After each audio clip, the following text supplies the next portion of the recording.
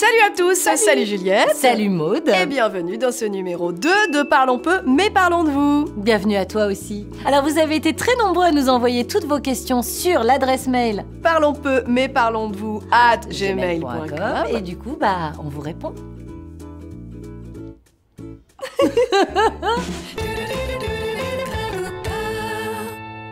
Première question. Une jeune femme qui nous dit « Je suis en couple depuis quelques mois avec un garçon, je prends beaucoup de plaisir sexuellement parlant avec lui, mais quand je regarde un porno, je regarde systématiquement des pornos féminins et ça m'excite. Est-ce que je suis gay ?»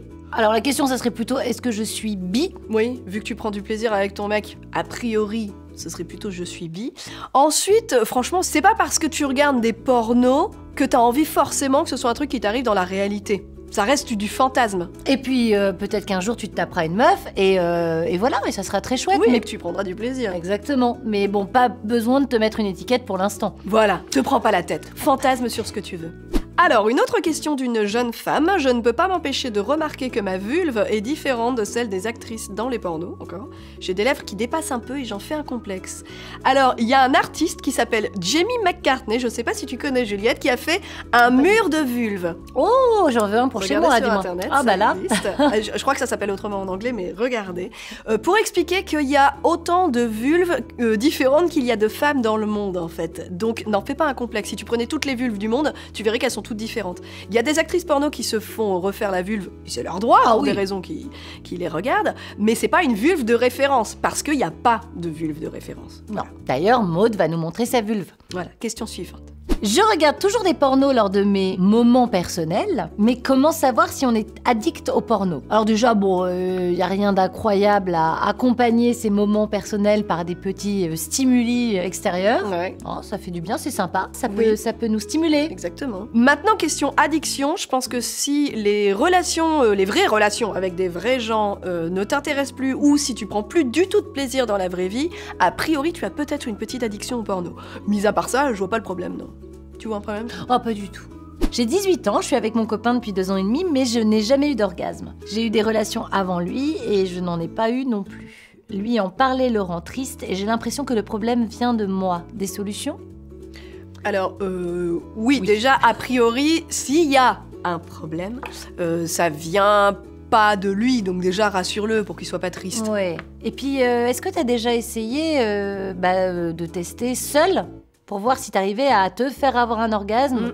Ça pourrait être une pratique pour toi intéressante. C'est une très bonne idée, Et Juliette. ça te permettrait de connaître ton corps. Exactement. Ton corps. Et ensuite, est-ce que par exemple tu prends du plaisir autrement que par la pénétration? Par exemple avec un cunnilingus, ce qui permettrait d'être un petit peu moins frustrant pour vous et puis de jouer avec autre chose que ça.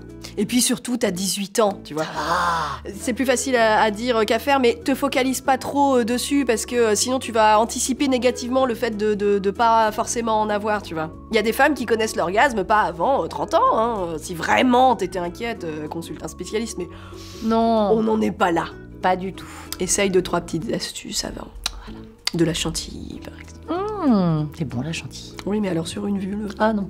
Alors, on a un jeune homme qui nous demande j'ai l'impression que ma copine met plus de temps que moi pour être excitée. Est-ce que les filles ont besoin de plus de temps pour les préliminaires? Ça dépend des filles. Oui, déjà, ça dépend des filles. Il y a des filles qui sont plus pour la pénétration tout de suite, d'autres plus pour les préliminaires. Et alors, oui, c'est possible parce que, en fait, la zone d'excitation des filles est plus grande que celle des garçons. On fera un épisode sur les zones érogènes. Allez. Ce sera plus Ouais, intéressant. ça sera intéressant. Mais sachez une chose, c'est que les préliminaires, on n'est pas obligé de les commencer directement dans le lit. Je m'explique. Si par exemple t'es en train de lire un bouquin Érotique. Non, pas forcément.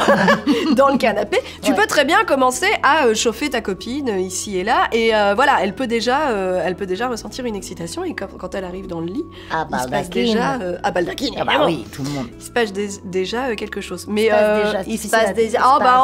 excusez-moi Bah oui. de zozoter. Mais oui, c'est possible que les filles, certaines filles, mettent plus de temps. C'est possible aussi que tu termines quand elles commencent. Ah oui, là c'est autre chose. C'est toute une question d'écoute. C'est une danse. Exactement. Ouais. Tu danses comme ça? Oui. Les besoins des garçons sont-ils supérieurs à ceux des filles? Bah ça dépend des garçons. Ouais, alors dépend déjà, des je crois qu'il n'y a rien biologiquement qui indique ça? Non. Après, c'est vrai que les filles fonctionnent par cycle, évidemment, avec les règles et tout ça. Donc les hormones ne sont pas les mêmes au fil des mois. Et puis je me demande si c'est pas une idée véhiculée par la société qui dit que comme c'est plus facile pour les garçons d'être actifs sexuellement, eh bien on a l'impression qu'ils ont plus d'envie, alors que les filles aussi. Oui, il y a des garçons qui tombent des nues en apprenant que les filles ont aussi des besoins, parfois les mêmes, parfois plus. Il y a rien d'incroyable, hein. Une bonne fois pour toutes, on est des êtres humains. J'avais lu que les garçons avaient leur pic sexuel à 19 et les filles à 35 en termes d'envie. Je sais pas si c'est vrai, je l'ai pas, mais c'était intéressant de voir qu'en fait, peut-être pour les filles, ça vient aussi plus tard. Ah oui, alors là, il y a un décalage. Ah bah là, il faut que chacun s'accorde. Là. Ah oui, pour la danse, c'est pas mal barré. Je trouve que mon sperme est un peu collant et je me demande s'il est normal. Ah ouais, c'est marrant, j'ai l'impression que c'est une peur récurrente chez les garçons, en fait. Ça arrive souvent que les garçons se demandent est-ce que mon sperme est normal? Comment est celui des autres? Est-ce qu'il faut que je le compare à d'autres garçons? En fait, la mission première du sperme, c'est de féconder. Donc il est légèrement collant parce qu'il faut que ça adhère aux muqueuses. Sinon, ça n'accrochera jamais, en fait. Hein. Donc, a priori, il n'y a pas de souci. Enfin, maintenant, si tu te dis, tiens, il est vert et il sent le pâté, il vaudrait mieux peut-être consulter. Oui, tout à fait. S'il y a des paillettes, ça peut être joli, mais c'est bizarre. Alors, une nouvelle question. Est-il possible de n'avoir aucune libido? Comment gérer les relations sexuelles avec le partenaire lorsqu'on en est dépourvu? Une thérapie quelconque peut-elle aider à ce sujet? Oui, il est possible d'avoir aucune libido. Le problème, c'est quand... Ça te dérange. Voilà, c'est ça, parce qu'il y a des gens qui le vivent très très bien, à qui ça ne manque pas. D'autres chez qui, évidemment, ça pose un problème. Ce serait intéressant de savoir si c'est toujours avec le même partenaire, parce que ça arrive que tu changes de partenaire et qu'en fait, tu dis « Ah, en fait, j'aime bien !» Oui. Voilà. Et c'était pas un problème de bon coup, de mauvais coup, hein, c'était un problème d'alchimie, voilà. De danse. Pas, exactement. La danse. Juliette. Et après, si c'est un vrai blocage, bah, tu peux toujours consulter un sexologue qui sera là pour t'écouter, t'aiguiller, c'est de comprendre la cause de tout ça. Exactement. Alors, est-ce que si on cède à son copain, c'est aussi considéré comme un rapport non consenti? Oui. Ah oui. Oui. Il y a des femmes mariées qui ont été abusées sexuellement par leur mari parce qu'à partir du moment où on te force et que toi tu veux pas, ça s'appelle un abus, marié ou pas. Donc les filles, quand vous n'avez, ou les garçons d'ailleurs, celui qui n'a pas envie doit dire non clairement. Oui, faut pas avoir peur de dire non, même si c'est avec quelqu'un avec qui t'es... Parce qu'a priori, de toute façon, si c'est quelqu'un qui t'aime, il a pas envie de te forcer, sinon c'est qu'il t'aime pas. Et le consentement, c'est à chaque fois, pas une fois pour toutes. Donc vous pouvez très bien dire oui un soir et non le lendemain. Ou oui à un moment et non 10 minutes après parce que vous n'en avez plus envie. Ce qu'il faut, c'est que le partenaire soit à votre écoute et qu'il ne le fasse pas de force. Normalement, si tu veux pas coucher avec quelqu'un, la personne en face n'a pas envie de coucher avec toi. Enfin, ça donne pas envie, quoi, a priori. Si maintenant c'est un manque d'envie constante, encore une fois, vous pouvez très bien aller consulter un spécialiste de couple, par exemple. Je viens d'avoir 21 ans et je n'ai jamais eu de relation dans ma vie, que ce soit couple ou sexuelle. Il y a quelques années, j'étais attirée par une fille et j'y pense encore. J'ai eu plusieurs rendez-vous avec des garçons et récemment, j'en ai embrassé un pour la première fois avec la langue, mais j'ai pas ressenti l'envie d'aller plus loin avec eux. J'imagine plus souvent des relations avec des filles qu'avec des garçons. En gros, je suis assez confuse sur ma sexualité et je sais pas quoi faire. J'en ai parlé à ma mère et elle m'a dit que la meilleure solution était d'attendre de trouver la bonne personne, mais j'en ai marre d'attendre. Déjà, c'est cool de pouvoir en parler à sa mère. Sa maman est cool. Team maman cool. Oui. Ensuite, je suis assez d'accord avec elle en fait, parce que un de ces quatre, quand je dis un de ces quatre, ça peut être demain. Hein. Tu trouveras la bonne personne et que ce soit fille ou garçon, il y a pas de problème. Et puis peut-être t'auras envie de tester. Après, si vraiment t'en as marre d'attendre, comme tu dis, teste-le si tu veux, mais avec une personne en qui t'as une entière confiance. Et ne te force pas, même au dernier moment, si finalement t'en as pas envie, ne le fais pas. Tu veux dire ça peut être avec un ami ou une amie ou un hamster moins. Ah ouais, moins sympa. Je suis arrivée au lycée cette année et un de mes nouveaux amis m'a fait remarquer qu'une fille me trouvait plutôt attirant. Ce que je crois pas un instant, car je comprendrais pas pourquoi une fille comme elle aurait de l'attirance pour quelqu'un comme moi. Team gros. Je ne sais pas quoi faire, des conseils. Bah déjà, je vois pas pourquoi une fille serait pas attirée par toi. Il y a tous les goûts dans la vie, en fait. On est attiré par plein de gens différents. Ensuite, ce serait intéressant de savoir si ton pote se fout de ta gueule ou pas. Ça n'a rien à voir avec le physique. Des fois, on dit des trucs comme ça, cette fille-là, elle t'aime bien, ce mec-là, il te kiffe. Alors que c'est pas vrai, et quand tu te pointes devant, tu te prends un bon râteau. Donc c'est quand même pas mal de savoir avant si oui ou non cette fille est attirée par toi. Et puis après, tu peux aller la voir, essayer de voir si elle est contente d'être à côté de toi, si elle se marre à tes blagues, s'il y a de la connexion entre vous. Là, tu sauras vite. C'est pas la peine d'arriver et de dire alors, pareil que tu me kiffes. Non, ça c'est sûr que même si elle te kiffait, elle te kiffera plus. C'est déjà mort. Mais voilà, d'y aller par des petits trucs un petit peu doux, des épaules comme ça. Non, ne fais pas ça, ne fais pas ça. Tu fais une petite boutade, c'est bien la boutade. Oui, une charade, une charade. Alors par exemple, c'est un schtroumpf qui tombe et qui se fait un bleu. Voilà, ça c'est une bonne boutade. Elle est mignonne. Ah voilà, je pourrais me taper Juliette par exemple, tu vois, c'est facile. Et c'est pas mal. J'ai fait ma première fois avec l'un des meilleurs potes de mon frère et nous ne sommes pas ensemble. Ça s'est bien passé, il s'est protégé et je regrette absolument pas. Je sais qu'on en avait envie tous les deux, mais je sais pas quoi penser de mes sentiments. Est-ce qu'à cause du sexe, nos sentiments peuvent changer pour une personne ? Alors, de manière tout à fait personnelle, oui, je pense que c'est possible. Que ce soit une des deux personnes ou le couple, en fait. Ça peut modifier une relation. Mais ça peut être en bien. Oui, déjà, si vous assumez votre sexualité et que vous n'avez pas de sentiments l'un pour l'autre, vous pouvez tout à fait être sex-friend. Ah oui. Ensuite, ce serait pas mal si jamais toi, tu as des sentiments pour lui de et lui que... dire. Ouais, voilà, on Comme a déjà ça, fait lui, des au moins, il épisodes, saura. Il saura et il se dira, bah, soit je continue cette relation parce que moi aussi, soit si je suis pas trop un gros bâtard, j'arrête si lui il s'en fout. Ouais, c'est ça. On a fait un épisode jugement. là-dessus, mais... Tu crois ? Oui. Ah oui, c'est vrai. Mais Ah, on a fait c'est parlons tellement... peu, mais non, tu te souviens pas de cette émission ? c'est ça. Oui, C'était moi. Tu travailles dedans. Oui, oui. Mais oui, effectivement, c'est possible que le sexe modifie une relation amicale. Bonjour à vous, bonjour. Bonjour. J'ai 17 ans et une amie, je mets des guillemets parce qu'il y en a, m'a fait un coup assez spécial. Au début, on était juste des amis. Au bout d'un moment, on s'est mis ensemble. Je précise que c'est 2 filles. On avait déjà fait l'amour plusieurs fois. Un matin, elle arrive vers moi et elle me dit qu'elle s'est trouvée un mec, toute heureuse, aucune excuse. Et avant ça, on continue notre vie de couple normale, alors qu'elle, de son côté, elle était en train de se chercher un mec. Je l'aimais, pour moi, on était en couple. Alors, déjà, je m'arrête parce que la définition du couple n'a pas été claire pour l'une ou pour l'autre. Voilà, il y en avait une qui se considérait en couple, l'autre non, donc déjà il y avait un petit problème de communication. Le contrat de confiance. Exactement. Je reprends. Elle me raconte ses ébats telle une simple pote, je sais pas comment réagir face à ça et j'ose pas lui en parler. Bah, il n'y a pas 10 000 solutions, faut oser lui en parler en fait. Ah bah là oui, clairement. Surtout si tu souffres. Surtout si c'est ton ami. Si c'est ton ami et que tu lui dis tout ça et qu'elle n'arrête pas, c'est que c'est une personne toxique. Qui ne te veut pas de bien, et dans ce cas-là, c'est pas ton ami. Si c'est ton ami, a priori, elle arrêtera et elle sera désolée, elle s'en est peut-être pas rendue compte tout de suite, en fait. Au moins, tu seras fixé. Mais a priori, elle va pas tomber des nues. Enfin, si c'est ton ex, elle va pas se dire ah bon, ça te fait chier que je parle de mes blancs culs. Ce serait bizarre vu votre passé, quoi. Mais c'est pas mal de temps en temps de séparer des personnes toxiques, si c'est vraiment le cas. Ça va te faire chier au début, mais c'est quand même un mal pour un bien. Tu seras libérée. On est toutes passées par là. Voilà, donc parle-lui, il y a pas de honte ou quoi que ce soit. Si ça te fait mal, tu lui dis. Puis c'est tout. Tout d'abord, merci pour ce que vous faites, mais de rien. Grâce à vous, de nombreux complexes se sont dissipés et j'apprends à mieux m'épanouir. Cool. You're welcome. La question, j'entame une relation sérieuse avec un homme que j'aime beaucoup. On communique bien et il n'y a aucun souci de confiance. Mais il y a 2 ans, j'étais avec un autre homme qui regardait énormément de porno, qui avait un dossier d'images de femmes nues et qui m'insultait beaucoup. Aïe. À force, j'ai perdu ma confiance en moi et mon amour-propre et j'ai maintenant un complexe par rapport à mon corps.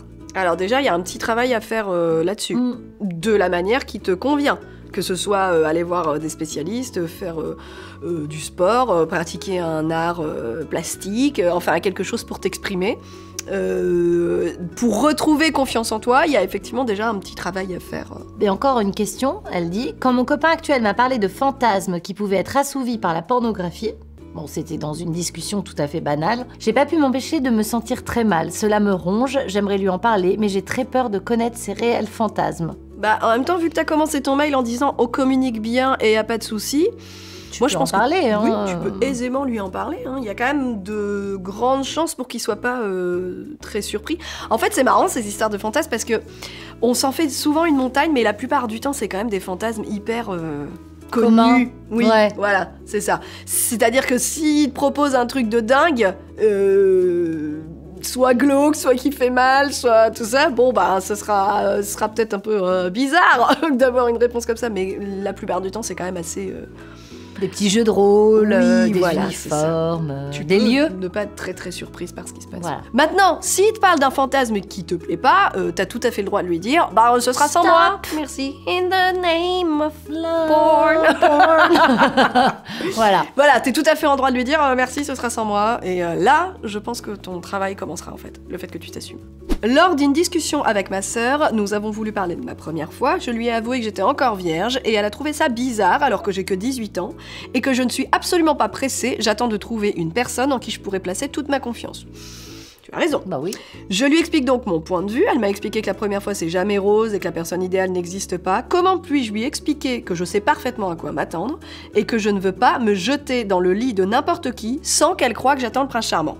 Bah comme ça. Bah voilà. Parfaitement expliqué, c'est très très bien, c'est très parfaitement clair. clair. Déjà, et puis qu'elle trouve ça bizarre, c'est un jugement. On a Ouais. l'impression qu'elle a envie de te pousser à la consommation pour peut-être faire comme elle, alors que Oui. vous êtes différentes et chacun sa route, chacun son chemin. On va le dire à chaque épisode, je crois. Non mais voilà, non mais on sent la pression de la sister là. Oui, c'est un peu particulier en fait. T'as pas à te justifier, c'est vraiment chacun Sa son route. chemin, chacun son Ça choix. va pas. Non, mais en fait, le principal, c'est que tu sois en accord avec toi-même. Si toi, t'as décidé que ça se passe comme ça, et ben ça se passera comme ça. Peu importe le point de vue de Pierre, Jacques, Paul, ta sœur. Et aussi, t'as 18 ans, c'est ça? Non. 18 ans, ouais. T'as le temps, enfin je sais pas. On a Oui, toujours en le plus, temps, il n'y a de toute rien façon. d'incroyable à avoir 18 ans et à être vierge. Quoi. Moi D'ailleurs, j'ai on a des rien amis qui sont d'incroyable. vierges à 35 ans. Oui, en fait, il n'y a rien d'incroyable.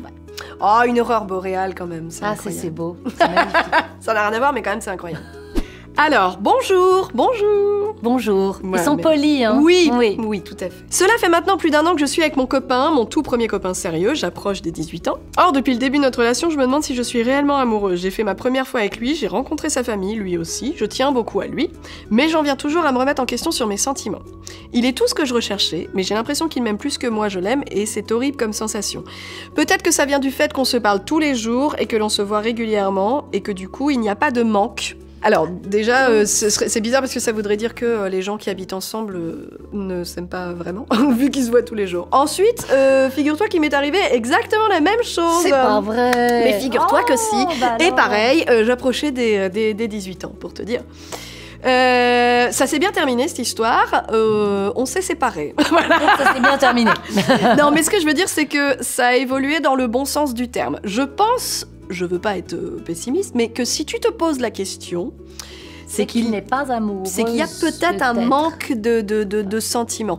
A priori, quand on est vraiment amoureux, on se pose pas la question. On sent, et puis c'est tout, quoi. Ça évoluera, et toujours dans le bon sens, à savoir, soit tu te sépareras de lui, et ce sera pour un bien. Pour les deux, Voilà, tu l'enfermeras pas dans une relation qui... qui est déséquilibré. Oui, c'est ça, Mais et pour tu lui, pourras c'est pas lui cool. permettre de rencontrer quelqu'un d'autre, comme ça a été le cas pour mon ex, qui, je pense, est heureux actuellement, enfin, je pense. On l'embrasse. Et ça te libérera toi pour te permettre d'aller vers une relation qui te ressemble plus. Ou alors, tu vas tomber petit à petit amoureuse de lui Oui. réellement et tu te poseras plus ces questions-là et vous Et vous continuerez votre à petit bout de chemin. danser ensemble. Exactement. Donc les deux sont tout à fait possibles.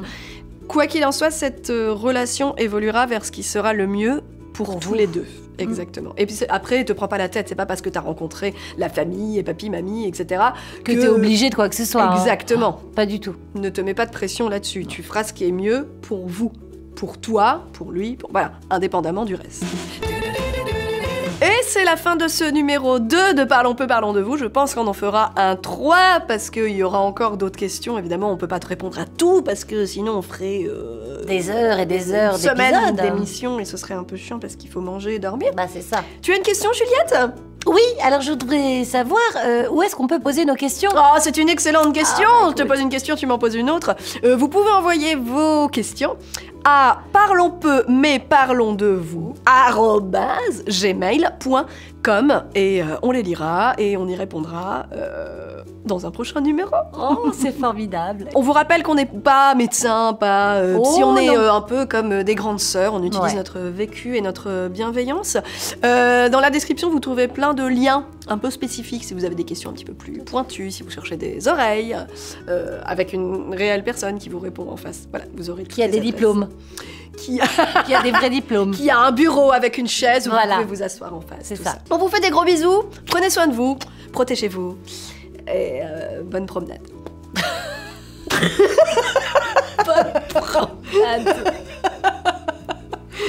Bonne promenade. J'aime beaucoup cette fin. Eh, tu veux du lol, du fun, du rigolo? Viens voir nos chaînes perso. La ringarde. Abonne-toi